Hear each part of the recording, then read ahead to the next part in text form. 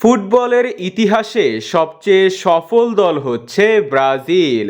২০২২ কাতার বিশ্বকাপের পর চিরচেনা সেই ব্রাজিলকে আর দেখা যায় না।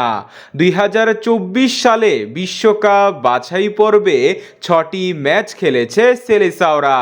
তবে ব্রাজিল ছোট বড় সব দলের সাথেই মার খেয়েছে।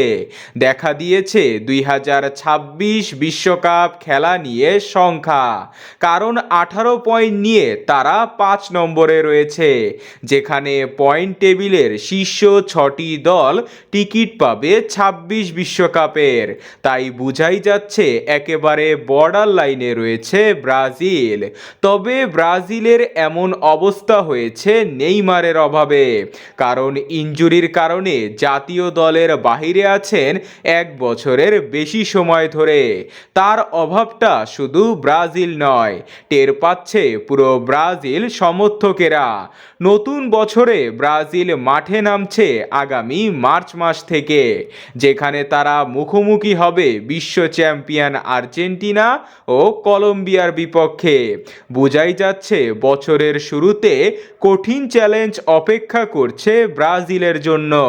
তবে বছরের শুরুতে দরিবাল জুনিয়র দিলেন দারুণ এক সুখবর। আর্জেন্টিনা ও কলম্বিয়ার বিপক্ষে ম্যাচকে সামনে রেখে ফিরছে ব্রাজিল সুপারস্টার নেইমার জুনিয়র। ফেব্রুয়ারির 1 তারিখ আর্জেন্টিনা ও কলম্বিয়ার বিপক্ষে ম্যাচকে সামনে রেখে দল ঘোষণা করবে দরিবাল জুনিয়র। তাই এবার আর গুজব নয়, নেইমারকে নিয়ে খুবই শক্তিশালী দল সাজাবে ব্রাজিল। নেইমারের দলে ফেরার বিষয়ে দরিবাল বলেছেন, নেইমার বর্তমানে সুস্থ ও ফিট আছেন। ব্রাজিল দলে ফেরার জন্য সে প্রস্তুত। তার সাথে আমার প্রতিনিয়তই যোগাযোগ হচ্ছে।